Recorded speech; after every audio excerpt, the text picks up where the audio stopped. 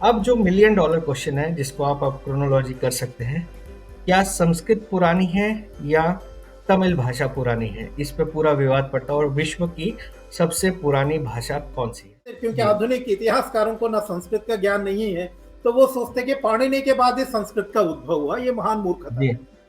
शब्द को कहीं भी रखे, एक वाक्य में या एक श्लोक, एक मंत्र में शब्द को कहीं भी रखे, अर्थ में अंतर नहीं होना चाहिए।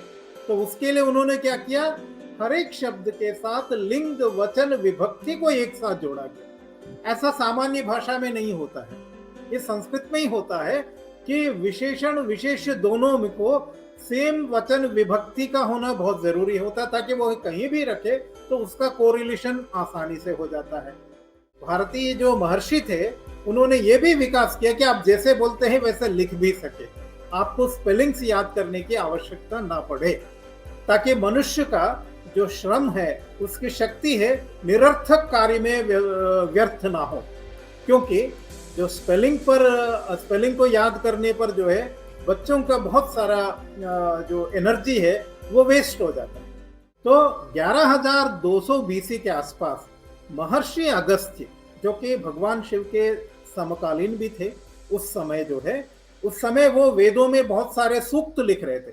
ऋग्वेद में महर्षि अगस्त्य के वैदिक संस्कृत में लिखे हुए सूक्त थे, ठीक है। लेकिन उसी समय महर्षि अगस्त्य दक्षिण में जाते हैं, तमिलनाडु में जाते हैं। तमिलनाडु के पांड्यों की जो राजधानी थी तेनमदुरई, जो अभी समुद्र में डूब चुका है, वो आजकल जो मदुरई हुआ है, वो बहुत ही महाभारत काल के बाद वो पांड्यों की राजधानी बनती है। लेकिन वैदिक युग में एक तेनमदुरई है जो अभी समुद्र में डूब चुका है। उस राजधानी में महर्षि अगस्त्य जो है एक संगम, एक तमिल जितने भी कवि थे वो थे, उनका एक समागम वहां होता है, उसकी अध्यक्षता करते हैं। उस समय प्रातिशाख्य है, आप ऋग्वेद के देखेंगे प्रातिशाख्य आपने सुना होगा। प्रातिशाख्य कुछ नहीं है, वो ग्रामर के रूल्स है उसके अंदर, वैदिक संस्कृत के ग्रामर के नियम उसके अंदर बताए गए। तो सबसे पहले जो ग्रामर के किताब लिखे गए वो प्रातिशाख्य है। जैसे कि उस समय इंद्र का द्वारा एक व्याकरण, उसको ऐन्द्र व्याकरण कहा गया था। ऐन्द्र व्याकरण में लगभग 15,000, 16,000 से 20,000 सूत्र थे। पाणिनि ने क्या किया कि उन सूत्रों को केवल 4,000 सूत्रों में अपना संपूर्ण संस्कृत ग्रामर को समेटने का एक बहुत ही एक वैज्ञानिक प्रयास किया।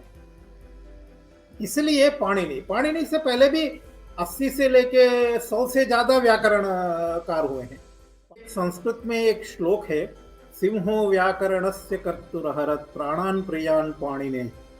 और मीमांसाकार को जो है किसी एक मगरमच्छ ने उनको, तो उस समय हो सकता है वन में कोई कर रहे हो तो सिंह ने उनको मार दिया हो, तो उसको उन्होंने एक तरीके से रखा कि आप कितने भी महान पंडित हो, लेकिन जो पशु है जो कभी समझ नहीं सकता वो आपको मारेगा। वो आज भी सत्य है कि आप कितने भी सिविलाइज्ड स्टेट हो, लेकिन एक बार्बरिक इन्वेडर वो आपकी सिविलाइजेशन के महानता को नहीं समझ सकता ना, वो आपको खा जाएगा।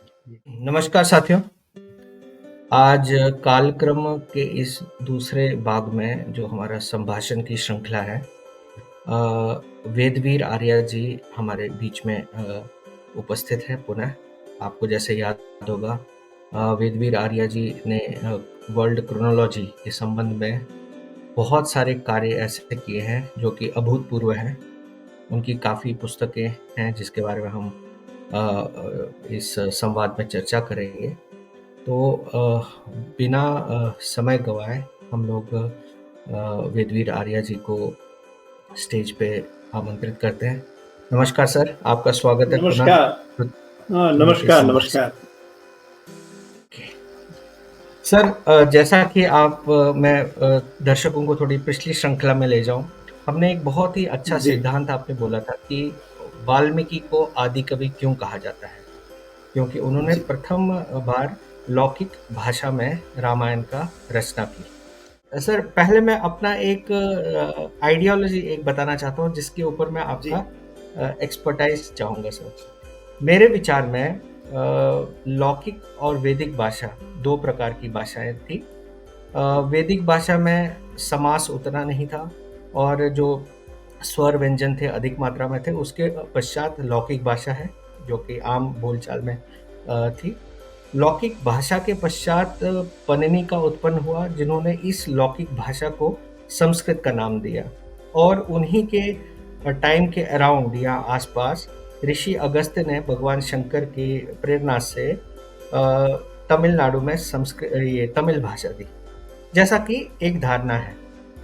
तो पनिनी ने भी भगवान शंकर की प्रेरणा से संस्कृत बनाई और अगस्त्य ऋषि ने तमिल भाषा दी।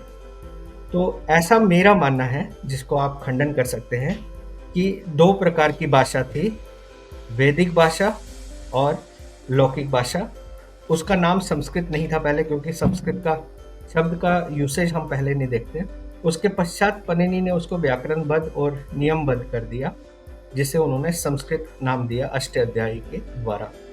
और उसी कालखंड में या आगे पीछे अगस्त्य ऋषि ने भगवान शंकर की प्रेरणा से तमिल भाषा दी। अब जो $1,000,000 क्वेश्चन है, जिसको आप अब क्रोनोलॉजी कर सकते हैं, क्या संस्कृत पुरानी है या तमिल भाषा पुरानी है? इस पे पूरा विवाद पड़ता है। और विश्व की सबसे पुरानी भाषा कौन सी है? Sir, over to you. सबसे पहले है ना, हमें ये जो भारतीय भाषाओं का उद्भव और विकास, उस विषय को हमें क्रोनोलॉजिकली हमें समझना चाहिए। ठीक है, जैसे कि मैंने क्रोनोलॉजी दी है कि भारतीय सभ्यता का उद्भव ये लगभग 14,500 BC के आसपास जाता है, जब ब्रह्मा, सरस्वती और उनके पुत्र स्वयंभुव मनु, फिर उसके बाद जो भारतीय सभ्यता का जो विकास आगे प्रारंभ होता है, तो जब देवताओं का युग आता, देवता मतलब जो 33 देवता हैं, 12 आदित्य, 11 रुद्र और 8 वसु और 2 अश्विन। उस समय बृहस्पति जो महर्षि बृहस्पति थे, वो बृहस्पति ने क्या किया कि उस समय जो भी भारतीय भाषा थी, जिसे हम कह सकते हैं प्रोटो संस्कृत नाम दे सकते हैं, एक लौकिक भाषा थी, आम बोलचाल की एक भाषा थी। उस भाषा को एक तरीके से जो संस्कृत ग्रामर का जो सिंटैक्स है, मैं ये सिंटैक्स वर्ड इसलिए यूज कर रहा हूं कि संस्कृत ग्रामर जो सामान्य भाषाओं के ग्रामर है, वो दोनों से अलग है। जैसे आधुनिक भाषाएं हैं, उनका एक ग्रामर है, लेकिन आधुनिक भाषा जो अंग्रेजी है, अंग्रेजी के माध्यम से जो प्रोग्रामिंग लैंग्वेज जो है, वो भी अंग्रेजी की तरह ही है, लेकिन वो सिंटैक्स पर आधारित है। उसको सामान्य भाषाओं की तरह नहीं बोला जा सकता। तो वो जो सिंटैक्स है, उसको डेवलप किया बृहस्पति ने, महर्षि बृहस्पति ने। इसलिए संस्कृत को सबसे पहले देव भाषा क्यों कहा गया? क्योंकि जो देवता, जो 33 देवता थे, उनको सबसे पहले ये भाषा सिखाई गई थी। तो एक तरीके से मैं कह रहा हूं, संस्कृत जो है कृत्रिम रूप से उसका उद्भव किया गया था, जो सामान्य जो लौकिक भाषा थी उस समय। तो हम कह सकते हैं सबसे पहले भारतीय भाषा एक प्रोटो संस्कृत थी, बिल्कुल संस्कृत जैसा ही, लेकिन इतने नियमों में बंधा हुआ नहीं था। तो एक प्रोटो संस्कृत था। उसके आधार पर महर्षि बृहस्पति ने वैदिक संस्कृत का एक तरीके से उसकी बुनियाद डाली थी। ठीक है, तो वो जो वैदिक संस्कृत के सबसे पहले क्या था? शब्द। जो लौकिक, जो प्रोटो संस्कृत था उस समय, जो सामान्य लौकिक भाषा थी, उसमें से उन्होंने शब्दों को लिया। वो क्या चाहते थे? दो मुख्य रूप से चाहते थे। क्या? कि हम शब्द को कहीं भी रखें, एक वाक्य में या एक श्लोक, एक मंत्र में शब्द को कहीं भी रखें, अर्थ में अंतर नहीं होना चाहिए। तो उसके लिए उन्होंने क्या किया? हर एक शब्द के साथ लिंग, वचन, विभक्ति को एक साथ जोड़ा गया। ऐसा सामान्य भाषा में नहीं होता है, ये संस्कृत में ही होता है कि विशेषण विशेष्य दोनों में को सेम वचन विभक्ति का होना बहुत जरूरी होता, ताकि वो कहीं भी रखे तो उसका कोरिलेशन आसानी से हो जाता है। ठीक है, ये सबसे पहले क्या किया? शब्दों, हर एक शब्द को लिंग, वचन, विभक्ति के साथ उसका इंटीग्रेशन किया। ठीक है, इससे क्या आया? संस्कृत भाषा को एक कॉन्टेक्स्ट फ्री ग्रामर मिला है।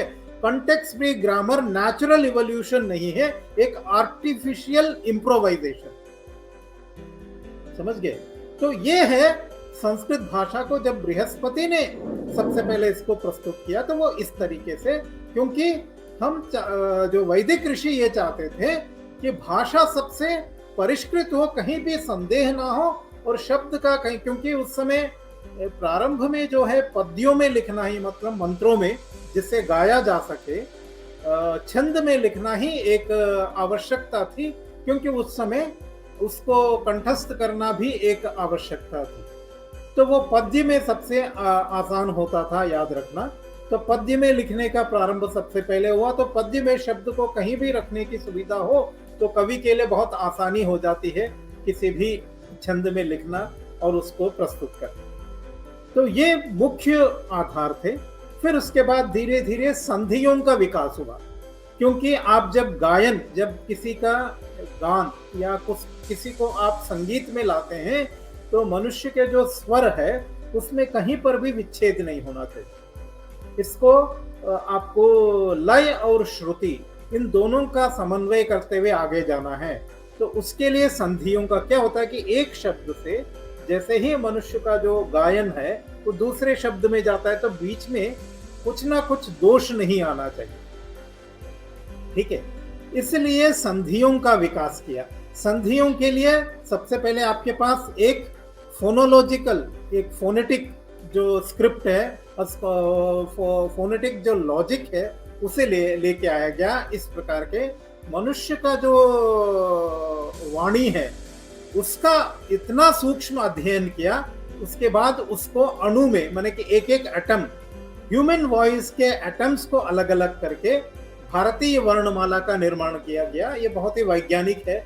उससे अधिक न वर्ण हो सकते हैं न उससे कम हो सकते हैं। उन्हीं का ही मिश्रण है जो कुछ मनुष्य बोलता है।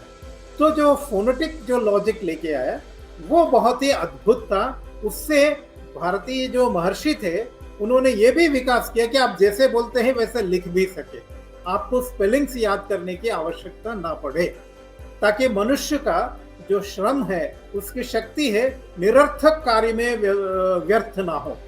क्योंकि जो स्पेलिंग को याद करने पर जो है बच्चों का बहुत सारा जो एनर्जी है वो वेस्ट हो जाता है। तो उस एनर्जी को आपको और भी ज्ञान वर्धन में आपको प्रयोग करना है।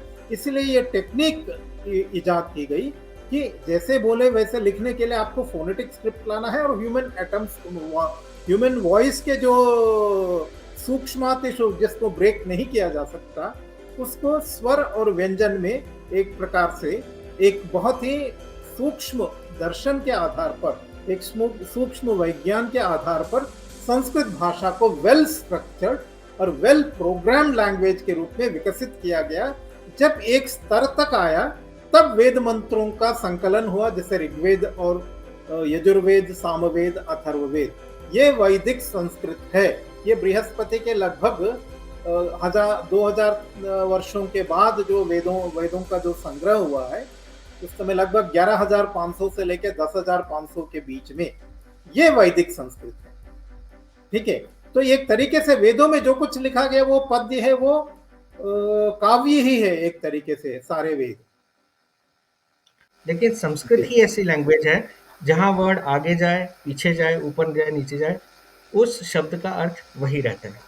दूसरा, आपने बहुत अच्छी इंपॉर्टेंट चीज़ बताई कि संस्कृत जैसे लिखा जाएगा वैसे ही पढ़ा जाएगा और फोनेटिक के साथ कनेक्टेड है। तो मैं लोगों को बोलूँगा, जैसे हम लोग आजकल व्हाट्सएप बोलते हैं तो एक साथ ही बोलते हैं व्हाट्सएप, व्हाट इज़ अप नहीं बोलते हैं, तो व्हाट्सएप। तो ये एक फोनेटिक लैंग्वेज है। तो इसी के लिए समास और ऐसे संधि के नियम बने कि वो पूरे हमारे कंठ से और हमारे जिह्वा से जो शब्द निकलते हैं उससे मिश्रण करें। तो ऐसी अनूठी भाषा आई थिंक विश्व में कहीं नहीं होगी।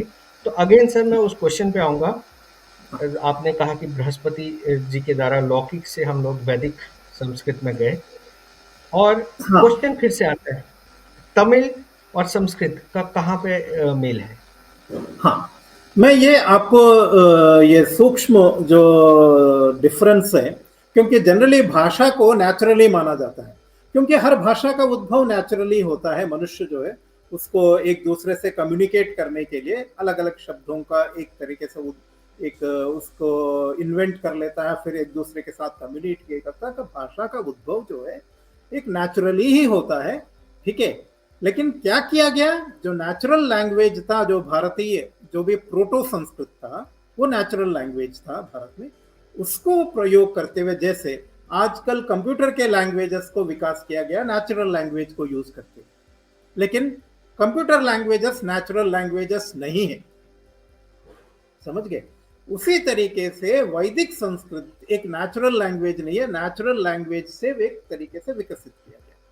तो क्या होता है, जैसे कंप्यूटर लैंग्वेज, जैसे आप देखेंगे जावा का 20 साल पहले वर्जन 1 था, आज पता नहीं वर्जन 20 30 जो भी है। क्यों? क्योंकि जैसे जैसे आपका सिंटैक्स विकसित होता जा रहा है, उस तरीके से उस कंप्यूटर लैंग्वेजेस विकसित हो रहे हैं, ठीक है। उसी तरीके से संस्कृत भाषा के 3 स्तर है। पहले वैदिक संस्कृत है, जब वैदिक संस्कृत में ग्रामर एक लेवल तक पहुंचाता है, सिंटैक्स। फिर उसके बाद उस सिंटैक्स को जब दूसरे लेवल तक आया, वो आया पोस्ट वैदिक संस्कृत, जो कि आपको ब्राह्मण आरण्य ग्रंथों में उत्तर वैदिक काल के साहित्य में मिलता है। उसके समाप्ति के बाद हमारे पास आता है लौकिक संस्कृत, जिसमें कि वैदिक संस्कृत जो संस्कृत ग्रामर है, जो सिंटैक्स है, वो एडवांस लेवल तक पहुंच गया, उससे ज्यादा विकास संभव नहीं है। वो लौकिक संस्कृत है, वो लगभग 7000 BC रामायण युग से 1000 वर्ष पहले उस संस्कृत का वह विकास हो चुका था। उसके बाद हम आज तक वही लौकिक संस्कृत का प्रयोग कर रहे हैं आज तक। तो ये 3 डिफरेंट स्टेजेस है संस्कृत के, ठीक है। अब हम पीछे जाते हैं, जैसे कि 14,000 BC के आसपास प्रारंभ हुआ था संस्कृत भाषा को एक लेवल तक लाने में। फिर होते होते जो ऋग्वैदिक काल का जो वैदिक संस्कृत है उस लेवल तक आया, ये हुआ वैदिक संस्कृत का विकास, ठीक है। लेकिन जो प्रोटो संस्कृत है, जो नेचुरल लैंग्वेज, जो लोग पढ़े लिखे नहीं थे, या जो वैदिक संस्कृत को सीमित लोग ही प्रयोग कर रहे थे, तो बाकी लोग तो नेचुरल लैंग्वेज प्रयोग कर रहे थे। उस नेचुरल लैंग्वेज से उद्भव हुआ तमिल लैंग्वेज, ठीक है। तो 11,200 BC के आसपास महर्षि अगस्त्य, जो कि भगवान शिव के समकालीन भी थे उस समय, जो है उस समय वो वेदों में बहुत सारे सूक्त लिख रहे थे। ऋग्वेद में महर्षि अगस्त्य के वैदिक संस्कृत में लिखे हुए सूक्त थे, ठीक है। लेकिन उसी समय महर्षि अगस्त्य दक्षिण में जाते हैं, तमिलनाडु में जाते हैं। तमिलनाडु के पांड्यों की जो राजधानी थी तेनमदुरई, जो अभी समुद्र में डूब चुका है, वो आजकल जो मदुरई हुआ है, वो बहुत ही महाभारत काल के बाद वो पांड्यों की राजधानी बनती है। लेकिन वैदिक युग में एक तेनमदुरई है जो अभी समुद्र में डूब चुका है। उस राजधानी में महर्षि अगस्त्य जो है एक संगम, एक तमिल जितने भी कवि थे वो थे, उनका एक समागम वहां होता है, उसकी अध्यक्षता करते हैं। उस समय उन्होंने यह महसूस किया कि जैसे वैदिक संस्कृत का एक ग्रामर है, उसी तरीके से तमिल का भी एक ग्रामर हो तो इस भाषा को भी सुरक्षित किया जा सकता है। तो 11,200 BC के आसपास महर्षि अगस्त्य ने तमिल का ग्रामर भी लिखा। तो अब देख लीजिए, तमिल और वैदिक संस्कृत दोनों ही एक ही माता को से जन्मी हुई 2 पुत्रियां हैं, ठीक है। अब इसमें कौन प्राचीन है कौन नहीं है ये कहने की कोई आवश्यकता नहीं है, कि माता एक ही है, उसकी 2 पुत्रियां हैं जी। तो इस तरीके से जी, जी। अगर ये समझा जाए, अगर मैं इसको सही, क्योंकि बहुत ही विवाद का कारण बनता है और बहुत ही नेचुरल है कि so cause will be always later then the source. तो जब तमिलनाडु भी एक हिंदू भूमि है, और जब वेदों का उच्चारण वहाँ भी होता है और वैदिक संस्कृत प्रथम आई, उसके पश्चात अगस्त्य ऋषि ने सोचा कि इसी प्रकार से दूसरी पुत्री का भी एक डेवलपमेंट हो, तो तमिल ग्रामर उसके बेसिस पे डेवलप हुआ। तो इसका अर्थ है जो तीसरा पार्ट है, जो पनिनी का पार्ट है, पनिनी वाला grammar, that comes after that, is if I am right? हाँ हाँ हाँ, क्योंकि ना अभी जैसे वैदिक संस्कृत में एक ग्रामर था, ठीक है। उस ग्रामर का कुछ ना कुछ एक अध्यापन हो रहा था। फिर उसके बाद जैसे ही उत्तर वैदिक काल आया, वैदिक युग के बाद 10,000 बीसी से लेकर 7,000 बीसी के बीच, उस समय प्रातिशाख्य है। आप ऋग्वेद के देखेंगे प्रातिशाख्य आपने सुना होगा।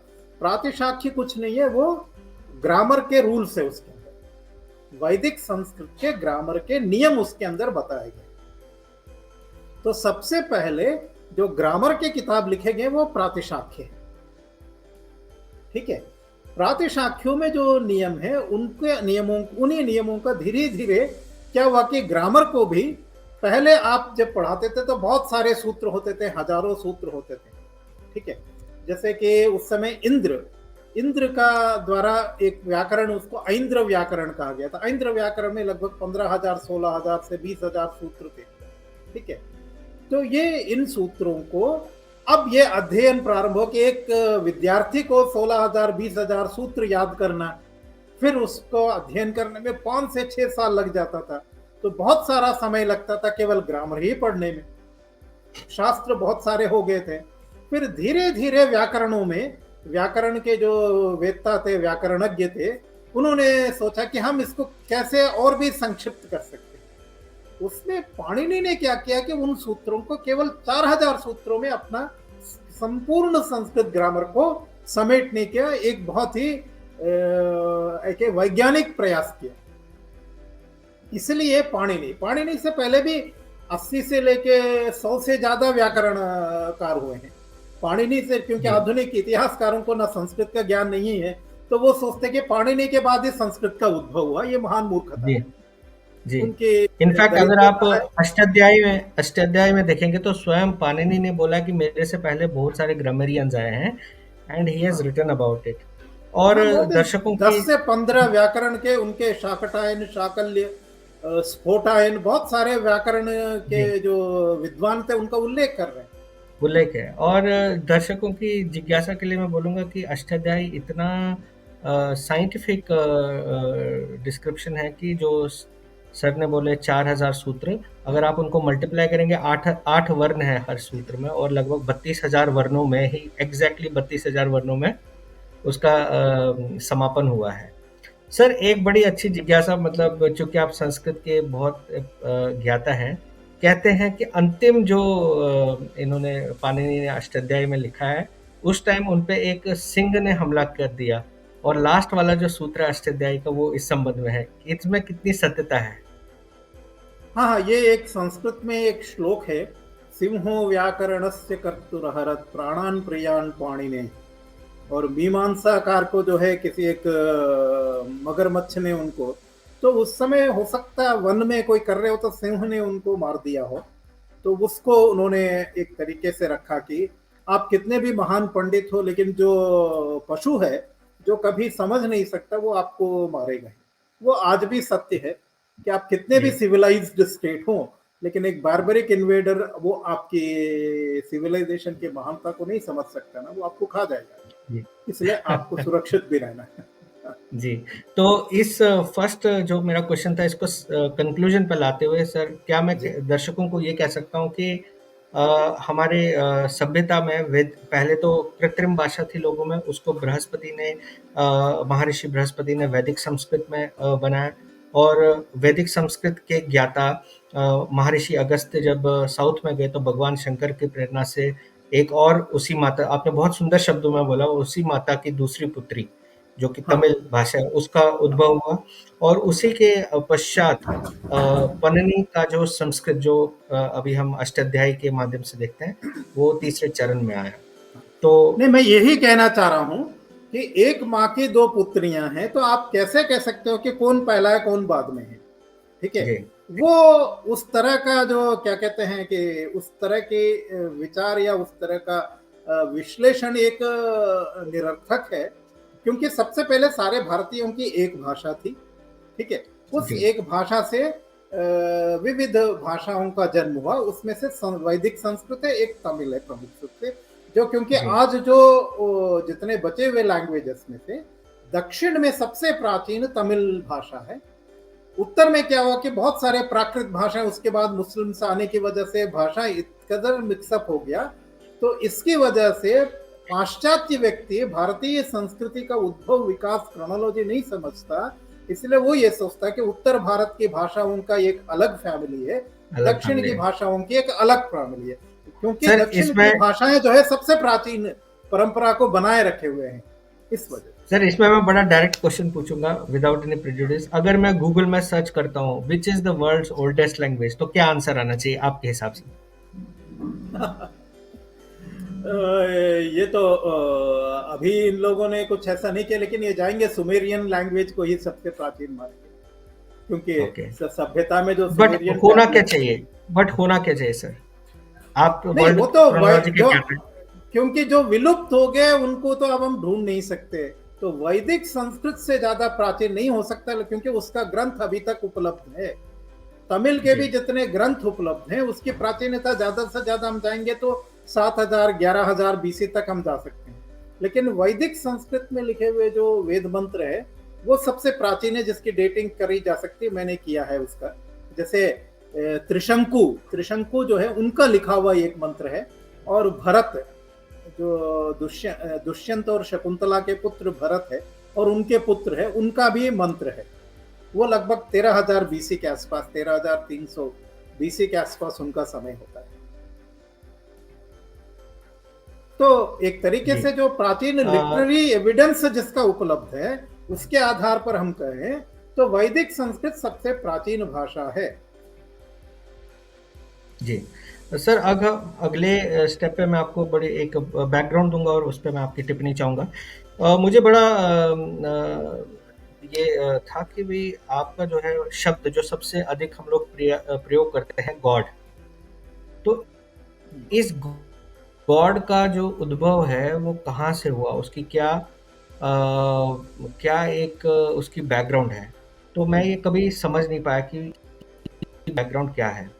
और आप सर चकित हो जाएंगे कि जो गॉड शब्द है, ये कई बाइबल में लगभग 4-5 हज़ार टाइम लिखा गया है, परंतु इसका जो सोर्स है, जैसे संस्कृत में 2000 से अधिक धातु है, क्रिया धातु है, जो कि शब्द का किसी भी शब्द को आप उत्पन्न कर सकते हैं, परंतु अंग्रेजी में ऐसा नहीं है। तो ये लोग एक etymology.com एक साइट है सर, तो मैं गया गॉड का समझने के लिए कि ये गॉड कहाँ से आता है। तो गॉड से पहले गुथन था, प्रोटो जर्मैनिक, और प्रोटो इंडो यूरोपियन गुट था। तो ये बोलते हैं कि यहाँ से इसका उत्पन्न हुआ, लेकिन गुट कहाँ से आया, इसका उत्पन्न नहीं हुआ। तो इसके पश्चात मैंने थोड़ी और सर्च की, तो मैंने पाया कि जो अपना हु जो धातु है, इट रिलेट्स टू द यजना। तो इससे जोहोमी, जोहोशी, जोहोती, इस तरह के शब्द बनते हैं। और उसके बाद में मैंने देखा कि जो हुत है उसका एक अर्थ है भगवान शंकर। और उसके बाद जो जुहोता है शब्द, ये एक प्रीस्ट, ऋत्विक, या एक जो इंचार्ज ऑफ द यजना, उसके लिए इसका प्रयोग होता था। और इसीलिए आप देखेंगे क्रिश्चियन गॉड जो है वो बड़ी दाढ़ी वाला है, एक ऋषि टाइप वो दिखता है। तो और आप ऋग्वेद में भी इस संबंध में आज होता करके कई सारी जगहों पे देखेंगे। तो जो ये GHUT है, ये जो गॉड का है, प्रोटो इंडो G-HUT, ज्यूहुत, ये लिंक हो रहा है हमारे एक ऋत्विक से जो कि यज्ञ कर रहा है, जो ऑल पावरफुल था। क्या ये संभव है कि प्रोटो इंडो यूरोपियन का जुहुट अपना जुहोता था ऋग्वेद का, और प्रोटो इंडो यूरोपियन क्या है, इसको इसका इसका रेलेवेंस क्यों आया, और इस संबंध में सर हम आपका प्रकाश चाहेंगे। हाँ, नहीं, सबसे पहले ना आपको क्योंकि भाषाओं का अगर ये जो इटिमोलॉजी निकालना है तो ये एक क्रोनोलॉजी भी बहुत इंपॉर्टेंट होता है भाषाओं का, कि सबसे पहले भाषा, क्योंकि ये प्रोटो इंडो यूरोपियन आज तक कोई भाषा के रूप में आज तक इनको पता नहीं कहाँ है। They are trying to reconstruct some words, but वैसे नहीं चलेगा आपको।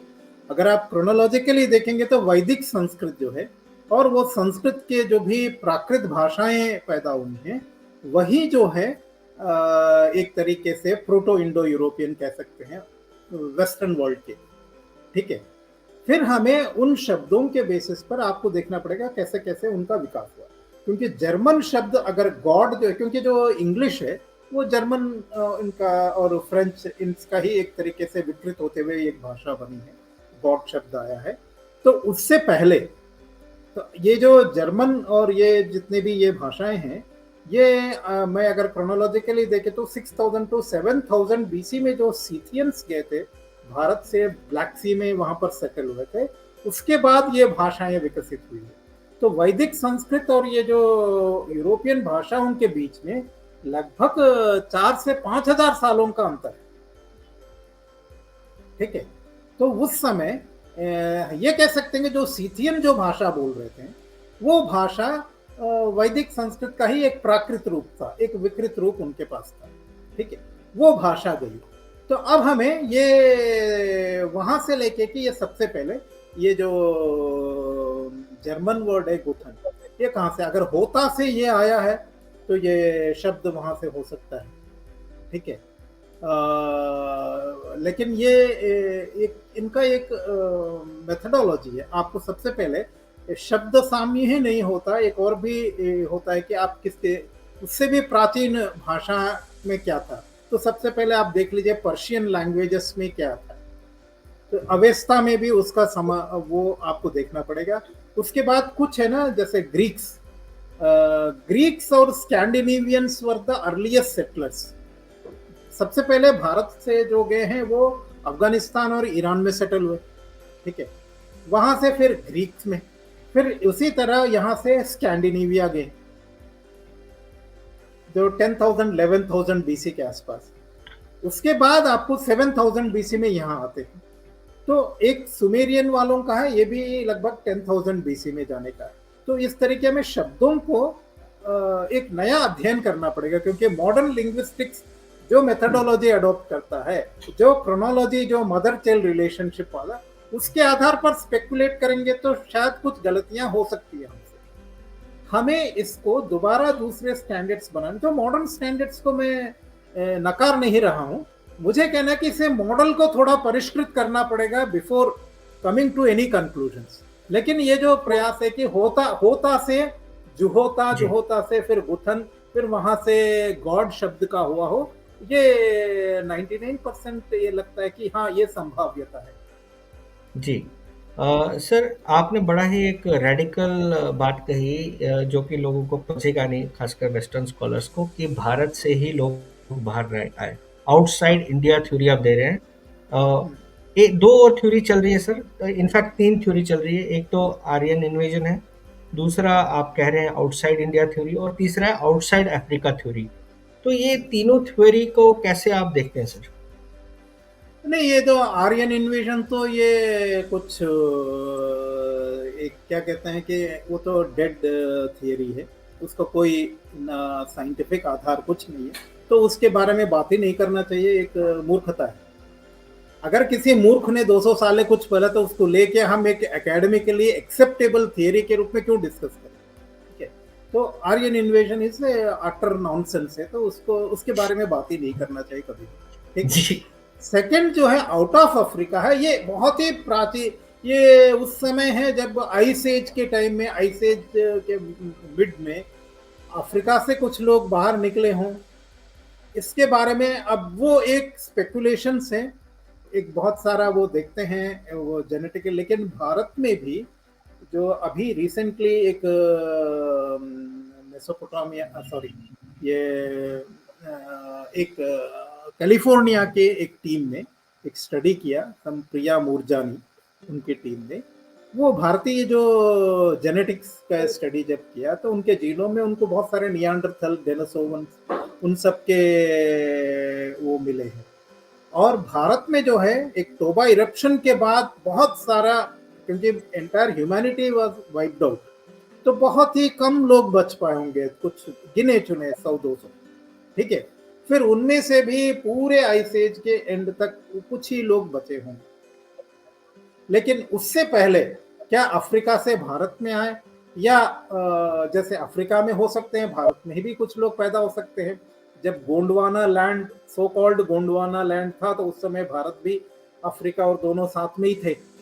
ठीक है, जब अलग हुए तो फिर भारत में जो मानवता वैसे कि रही हो नहीं हो, ये कहना बहुत मुश्किल है, क्योंकि ये मैं कह रहा हूँ 70-80 हजार साल पहले की बात।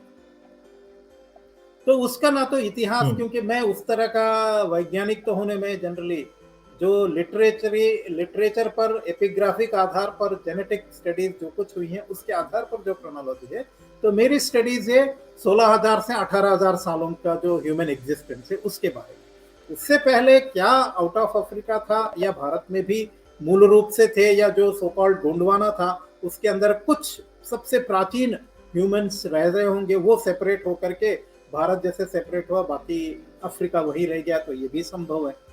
तो ये कहना मुश्किल है।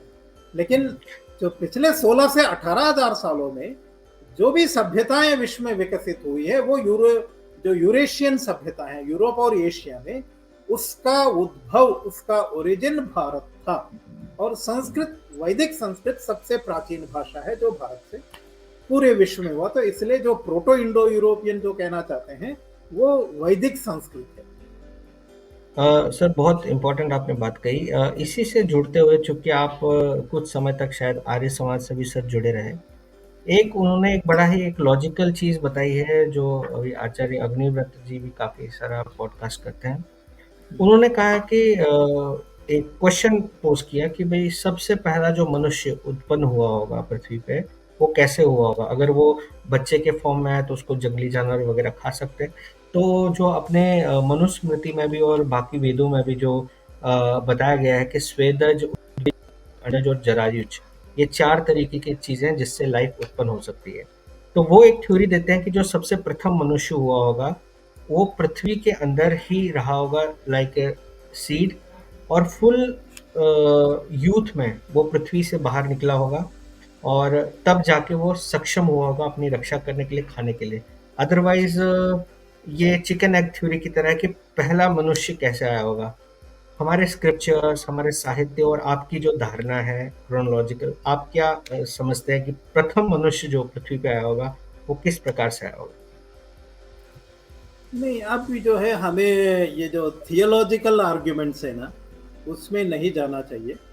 क्योंकि ये कहना कि मनुष्य कैसे पैदा होगा, ईश्वर ने कैसे पैदा किया, तो अगर वैसे बच्चा तो फिर दूसरे भी तो बच्चे हो सकते, केवल मनुष्य ही बच्चा ही नहीं है ना, बहुत सारे पशु प्राणी सब कुछ है। तो उनका जन्म कैसे प्रारंभ हुआ, ये विज्ञान का विषय है। ये आपको किसी भी धर्म ग्रंथों में ढूंढने की आवश्यकता नहीं है।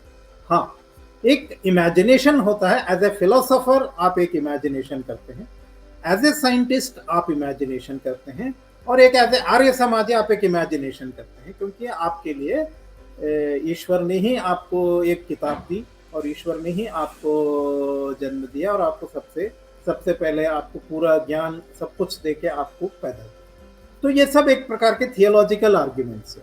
तो उसका कुछ आधार पर या वैज्ञानिक या तर्क पर आधारित पर कुछ प्रश्न कुछ करना संभव नहीं है, तो उसको हम छोड़ देते हैं। वो लेट एंथ्रोपोलॉजिस्ट के साथ वो लोग विवाद करें। हम लोग जी, हिस्टोरियन से, तो हम जो हिस्ट्री जहां तक संभव है वहां तक बात कर सकते हैं, जो हिस्ट्री से जी, परे है तो उस पर जी। अब चर्चा करने का कोई सर अब हमारे पास आप कोई आधार एक, जी, इम्पोर्टेंट एक सब्जेक्ट पे आते हैं सर। अभी जो आजकल जो लोग पढ़ते हैं सबसे बड़ी सभ्यता गैंजेटिक सिविलाइजेशन एंड ऑल, लेकिन लोगों का मानना है कि इससे भी बहुत प्राचीन सभ्यता थी सरस्वती सिविलाइजेशन। और हमने बहुत कुछ खोया है उस सिविलाइजेशन के खो जाने से। सरस्वती सिविलाइजेशन की वैज्ञानिकता और उसकी क्रोनोलॉजी के बारे में आप कुछ बताना चाहेंगे? अब ये जो है ये मानसिकता छोड़ देनी चाहिए। आप ये बताइए, इजिप्ट में वो उत्तर से लेकर के दक्षिण तक आप अगर देखेंगे तो कम से कम 1,500 किलोमीटर का तो अंतर होगा। स्टार्ट करिए सबसे अलेक्जेंड्रिया, जहाँ पर बिल्कुल आपका मेडिटेरेनियन सी के पास जो पॉइंट है, वहां से लेकर के आप नीचे आइए सूडान तक, जो उनका जो लगा हुआ है वहां तक, 1,000-2,000 किलोमीटर तक का तो होगा ही। तो कहीं पर भी कुछ भी खुदाई करने पर कुछ भी मिले, वो क्या कहते हैं, इजिप्शियन सिविलाइजेशन ही कहते हैं। लेकिन ऐसा क्यों है कि भारत में कुछ मिले इधर पश्चिम में तो वो कुछ और सिविलाइजेशन है, दक्षिण में मिले तो कोई और सिविलाइजेशन है। हाँ। अरे ये इंडियन सिविलाइजेशन है। आपकी समस्या है कि जो इंडस स्क्रिप्ट जो लिखा हुआ है वो आप पढ़ नहीं पा रहे हैं। ओके, ठीक है, वेरी वही तो है। नहीं तो आदमी वैसे ही रह रहा था। अब हिंदुस्तान में भी वही थे, वही जी, घड़े हैं, उसी तरह का एक अच्छा नगर व्यवस्था थी, अच्छे घर थे। वो भारत की उन्नतता साहित्य से साबित होता है। आपकी समस्या है केवल वो इंडस सील में कुछ लिखा हुआ है, वो भारत में कहीं भी नहीं मिलता, इसलिए एक अलग सिविलाइजेशन है, ये मानसिकता है। तो इसका ये है, पहले आप क्रोनोलॉजी सही कीजिए। एक मैंने सबसे पहले आपको बताया कि ये जितने भी इंडस सील्स है, ये नहीं कि आदि से लेके अंत तक वही मिले। सबसे पहले अर्ली हड़प्पन है या मेच्योर हड़प्पन से पहले उस समय कोई इंडस सील्स नहीं मिले। जो भी मिले हैं मेच्योर हड़प्पन पीरियड में मिले। ठीक है, तो सबसे पहले मेच्योर हड़प्पन पीरियड का जो डेटा अभी ये जो लेके आते हैं, वो डेटे के हिसाब से लगभग आप देखें 2500 बीसी से लेकर के 1900 बीसी के बीच में रखते हैं, जो मेच्योर हड़प्पन का जो टाइम है। ठीक है, 2500 से लेकर 1900 बीसी के बीच में उस समय ये इंडस सील्स मिले हैं आपको। ठीक है, तो वो ब्राह्मी नहीं था, तो उस समय ब्राह्मी था ही नहीं, ये उनका ये कहना है। लेकिन अगर आप पूरा भारत का इतिहास पढ़े, मैंने एक आपको आपके साथ पहले संवाद में बताया था कि जैसे शकांत में 660 वर्षों का अंतर, बुद्ध के डेटिंग में 1380 वर्षों का अंतर। तो ये जो 2500 टू 1900 का डेट कहाँ से आया, ये कुछ इन्होंने क्या उनकी कार्बन डेटिंग की नहीं की। कैसे किया, आर्कियोलॉजी में स्ट्रेटोग्राफी होता है, लेयर के आधार पर उसकी डेटिंग करते। सबसे पहले उन्होंने मौर्यन तक चले गए। मौर्यन से नीचे जाते जाते जब उन्होंने देखा कि हाँ इस लेयर पे मिले, तो ये लेयर मौर्यन अगर 300 बीसी है, तो ये जो है 1900 बीसी होगा। ठीक है, मैं ये कह रहा हूं कि मौर्यन की जो लेयर की आप डेटिंग करिए वो गलत है। अगर क्रोनोलॉजी ठीक करेंगे तो 1380 सालों का अंतर है। तो जिसे आप 300 बीसी डेट कर रही हो वो होना चाहिए 1600। तो जिसे 1900 कर रहे हो उसमें भी 1380 जोड़ दीजिए तो 3300 बीसी हो जाता है। तो जो सो कॉल्ड मेच्योर हड़प्पन का डेटिंग होना चाहिए 4000 से 3300 बीसी, जिसे आप 2500 या 2600 से लेकर 1900 डेट कर रहे हो। सबसे पहले ये डेटिंग करेक्ट करिए। ठीक है, फिर उसके बाद भारतीय इतिहास के साथ इसको जोड़िए। तो ये आता है महाभारत काल से पहले का। महाभारत काल से पहले 1000 वर्षों का एक इतिहास है, ये एक अलग इस तरीके का है। ठीक है, फिर आप भारतीय इतिहास के साथ समझिए। सबसे पहले वैदिक युग, तो ऋग्वेद की रचना जिसकी मैंने डेटिंग की 11500 बीसी से, तो उससे पहले भी अर्ली वैदिक पीरियड है, मैं नहीं जा रहा हूँ 14000 बीसी तक। वैदिक युग, फिर उत्तर वैदिक युग, फिर रामायण युग आया। रामायण युग में आपने देखा रघु, उसी समय में बता रहा हूँ ना 7000 बीसी के आसपास बहुत सारे, उस समय डायोनिसिस एग्जिगस एक डायोनिसिस है ग्रीक्स में, उनका एक जो ग्रीक इतिहासकार ये लिखते हैं कि डायोनिसिस, जिसे फादर बाकस भी कहा जाता है, उसका अफगानिस्तान तक उनका आक्रमण होता है और अफगानिस्तान पर अधिकार होता है। वो 300 वर्षों तक वहां पर उनके सक्सेसर्स वहां शासन करते हैं। ये वही पीरियड है 7400 टू 7100 बीसी। ठीक है, 7400 से लेकर 7100 बीसी के बीच में जितने भी वो अफगानिस्तान में शक थे, बाहलीक थे, यवन थे, शूर है ना, जैसे हुर्रियन का, बाद में वो हुर्रियन शूर का हुर हुआ हुर्रियन हो गया है, जो कि मितन्नीस जिसे कहा। और यही यवन है, वहां जाके हिट्टाइट कहलाए हैं अनातोलिया में। तो इनका माइग्रेशन होता है क्योंकि उनके सेना में शामिल होते हैं, ये खुद वॉरियर क्लास हैं, ये चले जाते हैं क्योंकि उनके इन्फ्लुएंस में ग्रीक्स के साथ मिलके ये ब्लैक सी के आसपास उधर जाते हैं। ठीक है, ये माइग्रेशन होता था। उस समय जो सीथियंस और बाहलिक बैक्ट्रियंस थे, उनके अंदर पॉलिटिकल एम्बिशन होता है, तो वो जो है सिंधु नदी को पार करके अपना राज्याधिकार बढ़ाना चाह रहे थे। ठीक है, तो उस समय आपने रघुवंश में रघु की बात सुनी। रघु ने जो है उत्तर पश्चिम में जाके सारे म्लेच्छों को हराया, फिर वहां तक अपना शासन जो है स्थापित किया। तो ये उस समय सीथियंस को उन्होंने खदेड़ा था ताकि वो सिंधु नदी पार करके इधर नहीं, आप उधर ही रहिए। तो ये पहला संघर्ष हमको मिलता है, ठीक है। तो जो हम यही देव असुर संग्राम बोलते हैं, इसको बोल सकते हैं सर कि नहीं असुरों नहीं के नहीं, साथ लड़ाई? देवासुर संग्राम वैदिक युग में हुआ 11,000 बीसी के आसपास। ओके। ये है सीथियन के साथ, सीथियन और बाहलिक थे ना, ये जी, म्लेच्छ थे उस समय, क्योंकि जी, ये पूरा उत्तर भारत इक्ष्वाकु डायनेस्टी के कंट्रोल में था। तो उस समय रघु और रघु के जितने भी वंशज है, भगवान राम उसके बाद भी, और भरत के जो पुत्र थे ना, उन्होंने ही वो पुष्कलावती और दूसरा 2 शहर उन्होंने वहां पर बसाया, इसका भी पुराणों में उल्लेख है। तो वो उस समय ये इनको अपने कंट्रोल में किया हुआ था। जैसे ही इक्ष्वाकु वंश का पतन होता है 4700 बीसी के आसपास, मेरे डेटिंग पे, यही सीथियंस, ये इन्हीं सीथियंस का अधिकार हो जाता है पूरा उत्तर भारत में। तो वो प्रारंभ होता है अफगानिस्तान से लेकर के पूरा पाकिस्तान, गुजरात, राजस्थान, हरियाणा, उत्तर पश्चिमी प्रदेश, यहाँ तक आ जाते हैं, क्योंकि इक्ष्वाकु वंश का पतन हो चुका था। तो ये जो समय है 4500 से लेके 3500 के बीच में, उन्होंने एक स्क्रिप्ट इजाद की थी, अपना एक स्क्रिप्ट प्रयोग करते जिसे हिंडा स्क्रिप्ट कहते हैं। वो मैं कह रहा हूं ये सीथियन स्क्रिप्ट है। तो वो प्रयोग कर रहे थे, क्यों सीथियन है, और उसके अंदर जो अश्व है ना, जो जिसमें यूनिकॉर्न, ये उनका सिंबल है, सीथियंस का पावर सिंबल है। क्योंकि वैदिक युग में जो अश्वपति थे केकय राजवंश के, उसके अंडर में आते थे ये लोग हॉर्स ब्रीडर्स, ट्रेडिशनली परंपरा से हॉर्स ब्रीडर्स हैं सीथियंस। और उस समय यूनिकॉर्न हो सकता है जो शिवालिक हॉर्स था, शिवालिक हॉर्स 8000 बीसी के आगे वो एक्सटिंक्ट हो गया था, वो शिवालिक हॉर्स हो सकता है वो यूनिकॉर्न हो, उसे सिर्फ मिथिकल एनिमल के रूप में रिजेक्ट मत कीजिए, ये संभावना 100% है।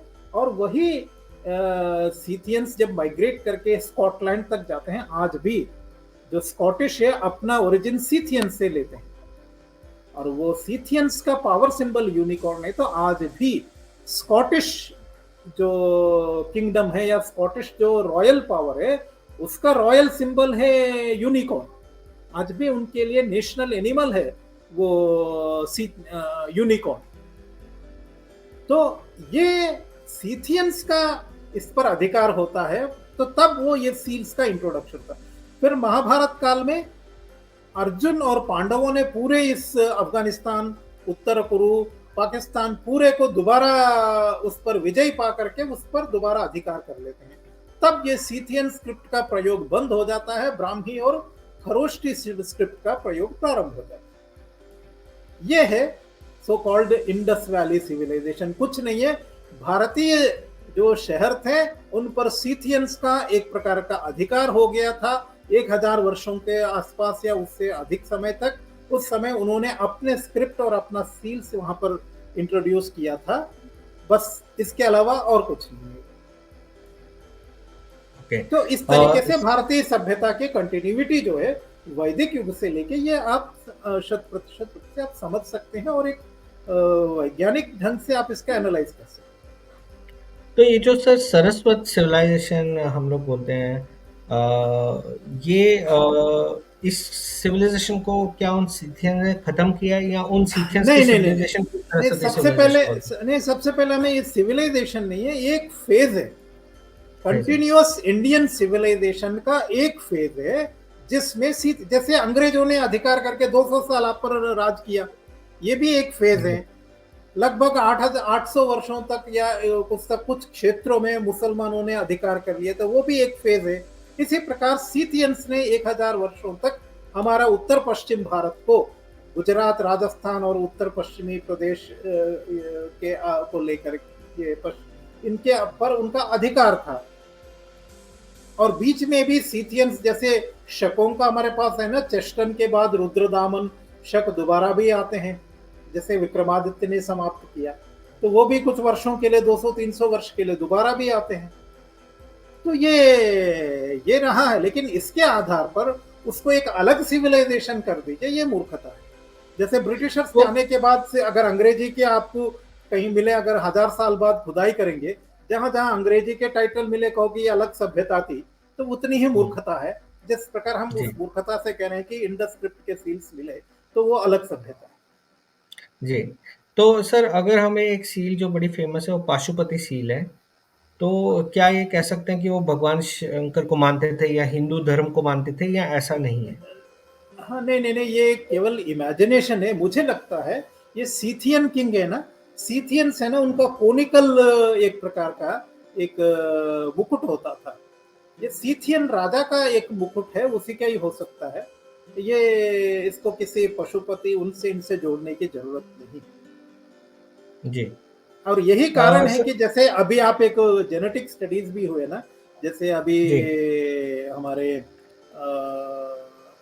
ये नीरज राय भी थे उसमें, जो कि एक मैगजीन है सेल, उसके अंदर ये पब्लिकेशन हुआ था कि एक डीएनए का जीनोम का एक सीक्वेंसिंग की गई थी। उसमें इन्होंने पाया कि जो कि इंडो यूरोनियन जीन्स वापस आए हैं, ठीक है। और जो माइटोकॉन्ड्रिया कॉन्ड्रिया का भी जो एविडेंस उन्होंने पाया कि वो इंडियन है, और पुरुष के रूप में एक इंडो ईरानियन। तो ये जो सीथियंस है ये ईरानियन से मिक्सअप हो गए थे। यही सीथियंस का जिसका आपने जो भी टेस्टिंग की है, उसमें जो इंडो ईरानियन जो जीनोम आपको मिला है हजारों वर्षों के बाद, वो कारण यही है कि ये इंडो ईरानियंस वापिस आए थे भारत में, वही सीथियंस है, ठीक है। जी, इंडो ईरानियंस जो है भारत से अलग हुए हैं 11,000 बीसी में। इसलिए जो जीनोम स्टडीज भी ये साबित करते हैं कि ईरानियन जो जीनोम है वो भारत से 11,000 बीसी के आसपास सेपरेट हुआ है। जी। फिर तो उसके बाद जैसे हमको इंडस वैली सिविलाइजेशन के टाइम में मिल रहा राखी गढ़ी का जो एक दो स्केलेटन के जो जनरल, उसमें जो इंडो ईरानियन जो मिला है वो सीथियन का वापिस जी, आना भी साबित करता है। जी। और जैसे वही आपने जिनको बरी किया जाता था ना, कुछ लोगों के जैसे बरियल्स मिले हैं, जी, लेकिन भारत जी, में बरियल की परंपरा नहीं है। तो वो जो बरियल है वो सीथियन जो राजा थे उनके फैमिलीज थे, उनका बरियल से। बाकी ओके, जो ओके। दहन वाला है वो भारतीय अपना दहन कर रहे हैं। दहन वाला जो शवदाह वाली जो परंपरा है वो दोनों ही चल रहे थे उससे। Very important sir. इसमें जो आपने जैसे स्टार्ट में बताया कि रघुवंश में महाराज रघु जो थे उन्होंने शत्रुओं को खदेड़ के नॉर्थ वेस्टर्न तक चले गए। तो क्या हम मान सकते हैं कि ईरान तक साम्राज्य था भारत के राजाओं का या नहीं, या अफगानिस्तान तक था? हाँ, नहीं नहीं, कि कभी भी जो कितना है ना आप भारतीय, स्कोप मान? हाँ नहीं, एक है भारतीय जो है भारतीय राजा जो हैं वो एक असभ्य लोगों पर शासन करने के कभी भी अपना एक वो मन नहीं था। सिर्फ उनको रखते थे कि तुम मेरे अंदर मत घुसो। तो तो जैसे ही सिंधु नदी के पार जाते हैं तो जो लोग हैं वो एक क्या कहते हैं कि वो जो भारत में एक वैल्यू बेस्ड सोसाइटी का निर्माण हुआ है वैदिक युग से। हमेशा एक मानव मूल्यों को समाज ने हमेशा आगे रखा है। और एक संस्कृति, और एक और भी है कि जो आपके जेनेटिक जो पवित्रता है कि अपना एक एक महान जो एक वंश की परंपरा है उसको एक तरीके से जो एक एंडोगेमी कहते हैं आजकल जिस अंग्रेजी के लैंग्वेज में, उसको रखा है। लेकिन वहां पर ये नहीं था, वो स्वच्छंदता थी, बहुत कुछ म्लेच्छ होते थे।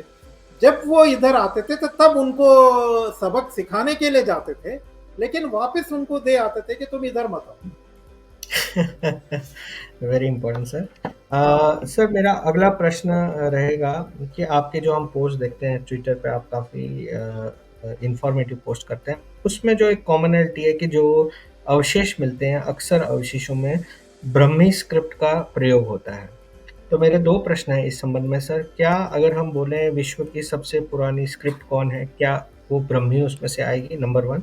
दूसरा, आज के समय में ब्रह्मी स्क्रिप्ट को जानना कितना आवश्यक है? नहीं, एक अगर है ना जो आर्कियोलॉजिकल माइंडसेट है तो वो ये देखते हैं कि क्या खुदाई में मिला है, ठीक है, वहीं तक वो अगर डेट करते हैं तो उसके आधार पर देखें तो जैसे कि सबसे प्राचीन अभिलेख अशोक के हैं। तो अशोक के अगर मैंने जो क्रोनोलॉजी ठीक की तो वो 1765 बीसी से लेके 1737 बीसी के बीच में उनका राज्य था, 18th सेंचुरी बीसी, ठीक है। तो उस समय ये इंस्क्रिप्शन लिखे गए थे, लेकिन ब्राह्मी उस समय एक जैसा ही था। बहुत से इंस्क्रिप्शन मिले, जो भी मिला आप जो है मौर्यन काल में रख देते हैं, जैसे ही ब्राह्मी मिला। क्या उससे पहले के भी हो सकते हैं, उसके अंदर कुछ भी नहीं लिखा हुआ। अब उसको डेट कैसे करें, क्योंकि उस समय की डेटिंग कुछ ऐसा मिला नहीं हमारे पास अभी तक के, जिसके कि अगर कुछ उससे प्राचीन कोई डेट उन्होंने रेफर की हो, तो उस तरह का भी अभी तक नहीं मिला। लेकिन भारत में लेखन की परंपरा इतना विस्तृत विशाल साहित्य जो है वो महाभारत काल से पहले ही हो चुका है। जैसे वेद और वैदिक, उत्तर वैदिक साहित्य वही जोड़े तो ये तो आपके साथ इतने हजारों पेज का साहित्य ऑलरेडी था। क्या बिना स्क्रिप्ट के चल रहा था कुछ? तो पूरे भारत में एक स्क्रिप्ट था, ब्राह्मी स्क्रिप्ट। ब्रह्मा शब्द से ही ब्राह्मी आया। वो ऋग्वैदिक युग से लेके मुझे लगता है महाभारत काल तक वो विकसित हुआ, जो जिसे हम अशोकन ब्राह्मी कहते हैं, जो सबसे प्राचीन ब्राह्मी वही ब्राह्मी था। अगर इसलिए तमिलनाडु भी जाएंगे, सबसे प्राचीन ब्राह्मी है। ये एक कुछ मूर्खता करते हैं कि तमिल ब्राह्मी और नन तमिल ब्राह्मी, ऐसा कुछ नहीं है, एक ही है। थोड़ा सा एक दो सिलेबल को लिखने में फर्क है, लेकिन वो कुछ ज्यादा फर्क नहीं है। वो होता है, एक अलग अलग प्रांत इतना बड़ा है तो थोड़ा सा अंतर आता है, तो उसकी वजह से ये अलग ब्राह्मी है ऐसा कुछ नहीं है, एक ही ब्राह्मी है पूरे भारत। तो वो महाभारत काल तक जो है हमारे पास ये स्क्रिप्ट का हम प्रयोग करते हैं पूरे पढ़ाई लेखन में, वो उसी तरह स्थिर रहा। लेकिन अशोकन ब्राह्मी के बाद में क्या हुआ कि हमने क्या किया कि बहुत ही फास्ट लिखने के लिए एक तरीके से मिला के, सबसे पहले आप देखेंगे अशोकन ब्राह्मी एक एक अक्षर को अलग अलग लिखा जाता, उसको मिक्सअप करके नहीं लिखा जाता। लेकिन उसके बाद एक परंपरा चली कि उनको एक दूसरे से जोड़ के लिखने की, एक है ना। जैसे ही उसका हुआ तो धीरे धीरे बहुत सारी भाषा वो स्क्रिप्ट पैदा होते चले। तो जैसे ही आपने ना वो कर्सिव राइटिंग करना या शब्दों में 4-5 वर्णों को मिलाकर लिखने की परंपरा जैसे ही आपने प्रारंभ की, ये हुआ है मौर्य काल के बाद हुआ है। तो मौर्य काल के बाद ही जितने भी भारतीय स्क्रिप्ट है सब मौर्य काल के बाद ब्राह्मी से ही पैदा हुए, क्योंकि हम उनको मिलाकर लिखना प्रारंभ किया। नहीं तो हर एक वर्ण को अलग अलग हर एक अक्षर को अलग अलग लिखते थे, मात्रा भी उसी के साथ लगे वो अलग रखता था। तो उसका लाइफ बहुत लंबा होता है। आप देखेंगे जो इंडो ग्रीक्स थे उस समय जो ग्रीक स्क्रिप्ट उन्होंने यूज किया था अपने से, वो आज भी आप पढ़ सकते हो एज इट इज। क्योंकि जब स्क्रिप्ट में एक एक वर्ण को अलग अलग लिखोगे तो उसकी लाइफ बहुत लंबी होती है। कर्सिव राइटिंग में स्क्रिप्ट की लाइफ बहुत छोटी हो जाती है, क्योंकि धीरे धीरे तरह तरह के ट्रेंड्स आ जाते हैं। फिर आप आजकल जो देवनागरी आई है और वो देखेंगे तो आप कभी पढ़ ही नहीं पाओगे। तो देवनागरी फाइनली इवोल्व होते होते होते 3,500 सालों में देवनागरी जो है, 3.5 क्यों, अगर आप 1000 वर्ष भी कम कर दे तो 2500 वर्षों में ब्राह्मी से लेकर के हम देवनागरी तक विकसित हो चुके हैं। जी सर, ये एक बड़ा ही मतलब प्रश्न है कि जो अभी हम लोग देवनागरी भाषा यूज़ करते हैं, जो अगर आप इंटरनेट वगैरह पर पढ़ेंगे तो शायद 7वीं शताब्दी के करीब डेटिंग की जाती है। लेकिन आपके हिसाब से, आपकी क्रोनोलॉजी के हिसाब से जो वर्तमान देवनागरी है, क्योंकि जो हमें बचपन में बोला जाता था कि जो अल्फ़ाबेट्स के ऊपर जो डैश लाइन डाली जाती थी वो पहले नहीं होती थी, और अंग्रेज़ों को समझ में नहीं आता था कि कौन से 2 शब्द तो मिलाने के लिए ऊपर डैश आता था। तो जो हम वर्तमान समय में देवनागरी देख रहे हैं, ये एक्चुअली कब उत्पन्न हुई और इसका क्या कारण है कि हम लोग शिफ्ट हो गए ब्राह्मी से देवनागरी? नहीं, आपको है ना सिंपल, आप एक काम करिए, सबसे पहले अशोकन इंस्क्रिप्शंस को रख लीजिए, ठीक है। ये आपको पता लग जाएगा कि कैसे उस समय ब्राह्मी लिखी जाती है, ठीक है। उसके बाद आपको कुषाणों के समय में जो ब्राह्मी है उसको लिखिए। आप देखेंगे कि थोड़ा सा जो है उसको इसे, उसके बाद सिद्ध मात्रिका आती है, कुछ एक तरह का आपके कैलियोग्राफी है ना, जैसे कहते हैं सुंदर ढंग से वर्णों को लिखने की, वो इंस्टिंक्ट आने लगा कि कैसे उसको सुंदर रूप दिया जाए हर एक वर्ण को। ये पहले नहीं था। ये कुषाणों के युग के समय में हमारे पास जो है हर एक वर्ण को एक सुंदरता कैसे प्रदान करे, वो रूप देने के लिए थोड़ा कहीं घुमाव दे दिया, इस तरीके से प्रारंभ हो गया कुषाणों का टाइम में जो फिर उसके बाद आप आइए गुप्त ब्राह्मी, उस समय भी वो और विकसित हुआ। उसके बाद हमारे पास आता है उत्तर में ये दो आते हैं, शारदा स्क्रिप्ट। फिर उसके बाद हमारे पास देवनागरी और शारदा जो है दोनों एक साथ उनका उद्भव हुआ। तो इसका जो क्रोनोलॉजी अगर ठीक करें, जो 660 वर्षों की, तो वो लगभग सेकेंड सेंचुरी या थर्ड सेंचुरी बीसी में देवनागरी का लिखना प्रारंभ हुआ।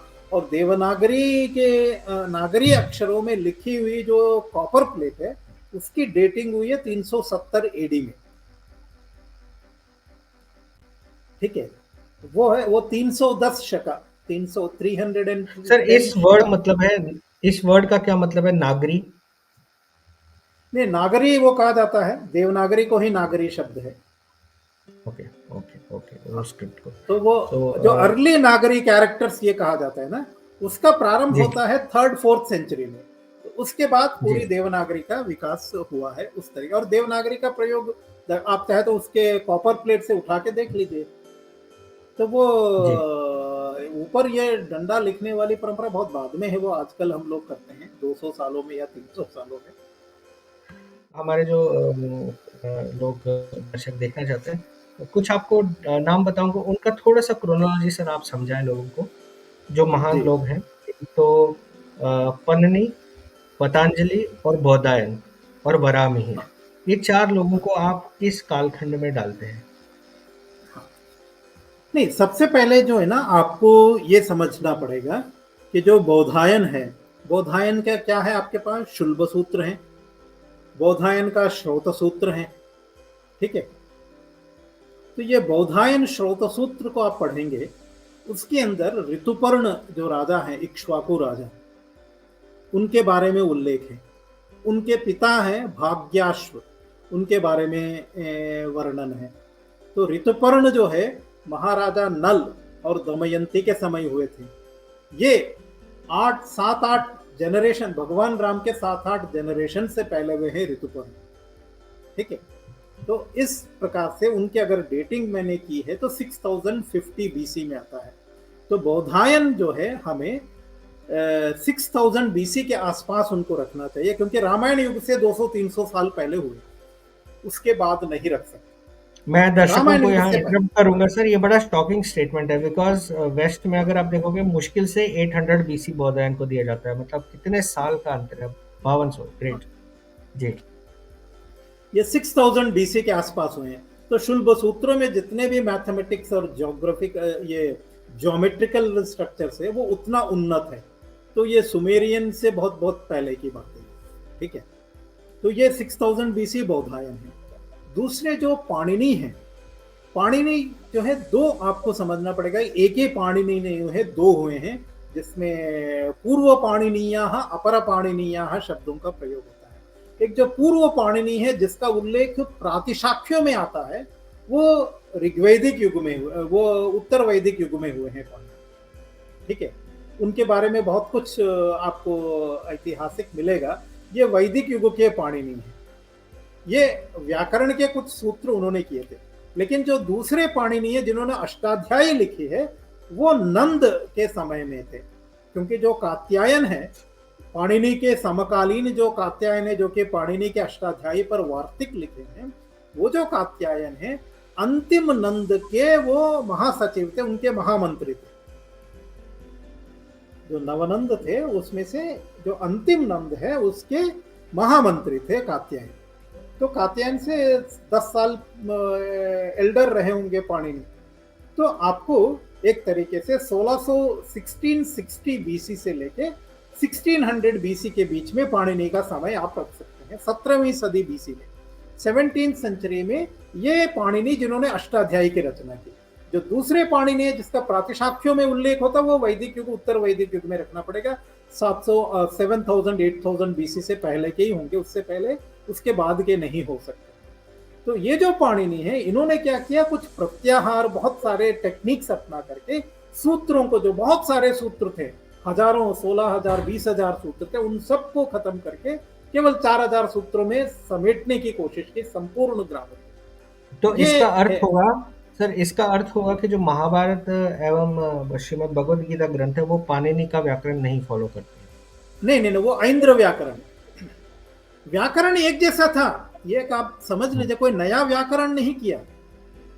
क्या होता है कि जी व्याकरण को पढ़ाने का एक तरीका होता है। जब व्याकरण पढ़ाने के लिए आपको सूत्र बनाने पड़ते, आपने 20,000 सूत्र बनाए। पाणिनि ने क्या किया कि 20,000 सूत्रों को, इतने सूत्र की जरूरत क्या है, अलग अलग टेक्निक अपनाए, उस टेक्निक से सूत्र कम हो गए ताकि आपको रटने में कम 4,000 ही रटना पड़ेगा, नहीं तो 20,000 रटने में आपकी समस्या, आपको 5 गुना टाइम लगता ना। जी तो वही काम जी। किया, तो समझ गए। उसके एक ने जी क्या किया कि एक ही विषय पर 20,000 पेजों में किताब लिखी, उसी विषय को किसने 4,000 में समेट दिया। तो कौन सा ऑप्टिमाइज कर पुस्तक दिया। ज्यादा, बस यही जी किया पाणिनि ने, और कोई जी नया व्याकरण नहीं लिखा। जी।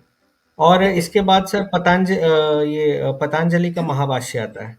हाँ, लेकिन पतंजलि भी बहुत है जिन्होंने योग शास्त्र लिखा, और पतंजलि ओके जिन्होंने आयुर्वेद शास्त्र भी लिखा, ओके और पतंजलि जिन्होंने अष्टाध्यायी पर महाभाष्य लिखा। ओके। तो ये तो एक नहीं रामदेव है जी वाले जो पतंजलि है वो कौन से वाले हैं सर? हाँ, ये 7000 बीसी से पहले आते हैं, जिन्होंने योग दर्शन के सूत्रों की रचना की। ठीक है। जी और जिन्होंने एक निदान सूत्र, ये एक आपको मिलेगा, ये कल्प सूत्रों में एक निदान सूत्र ग्रंथ है, वो भी पतंजलि का लिखा हुआ है। ये पतंजलि 7000 बीसी से पहले के हैं। जिन्होंने महाभाष्य लिखा है वो पुष्यमित्र शुंग के समकालीन थे, और पुष्यमित्र शुंग का समय आता है 1459 बीसी में।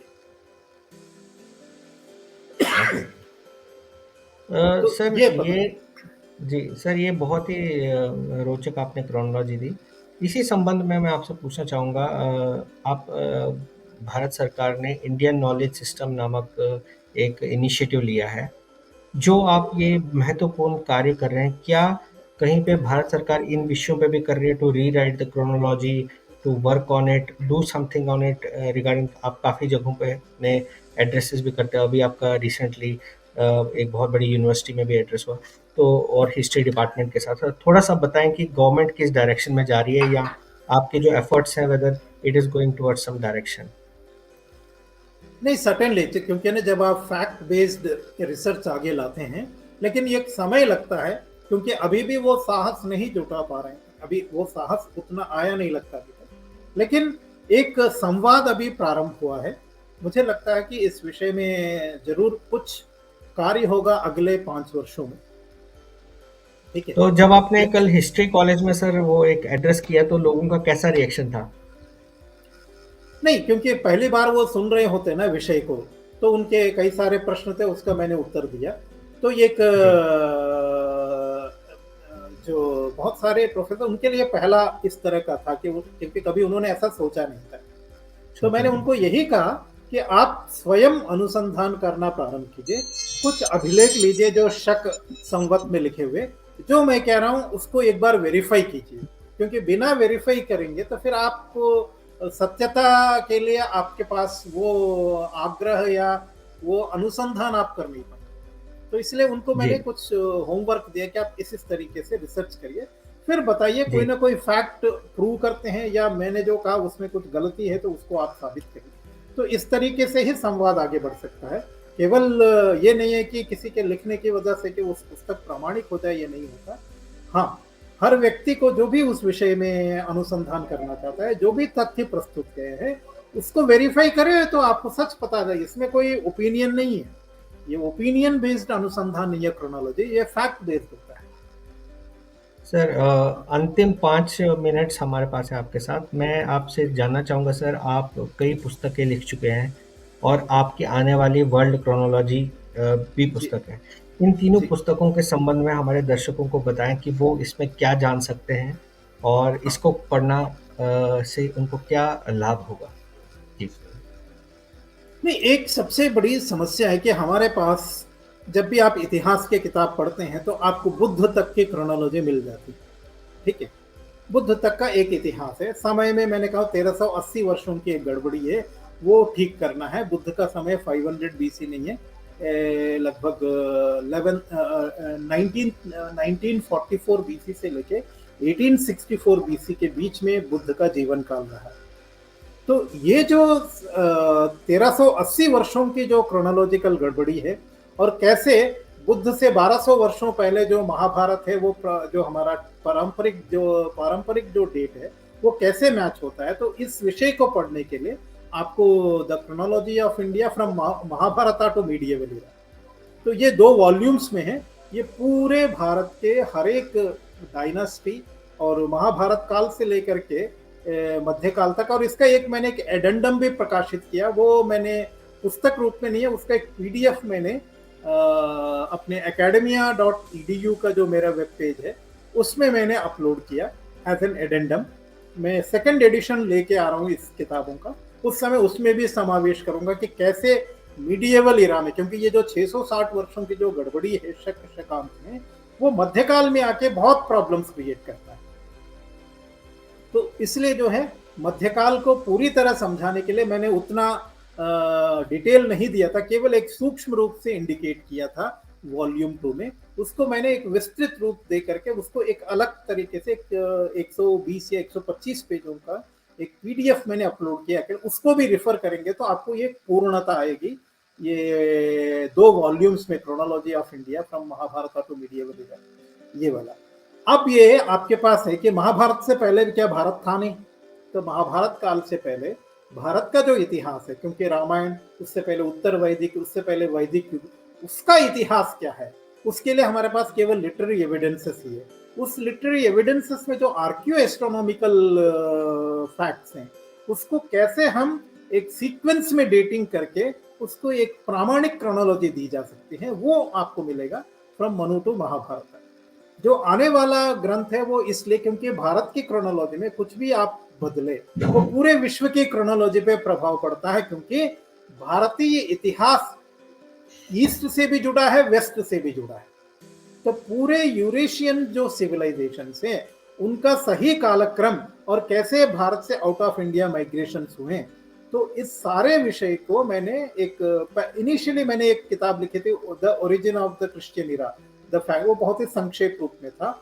उसको मैंने एक तरीके से रीराइट करके बहुत ही विस्तृत रूप में 2 वॉल्यूम्स में लेके आ रहा हूँ कि पूरे विश्व की क्रोनोलॉजी, फिर उसके बेसिस पर the origin of Indo Europeans, जो इंडो यूरोपियंस है।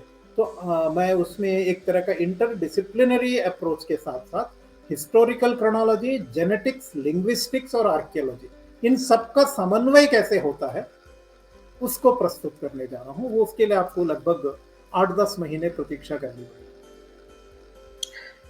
सर, आपके इस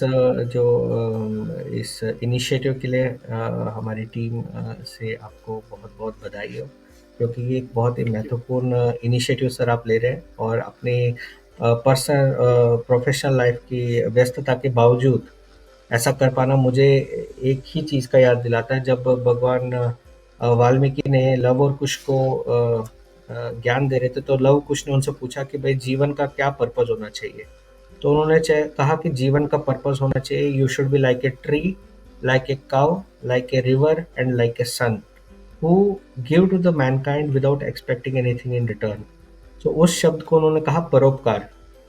सो परोपकार is the purpose of Hindu life, and you are contributing to it sir, and it's a very heartening feeling when we see your post and your work. And it is जैसे AR Rahman का music आया था sir 90s में, सभी music director परेशान हो गए थे, it was out of the box. इसी प्रकार से आपका जो हिस्ट्री का ज्ञान है और जो क्रोनोलॉजी आप फिट करते हैं विद युक्ति, तर्क, logic, it is very inspiring for people like me, and thank you very much sir for your time with our छुट्टी संबंध संभाषण। Thank you very much sir.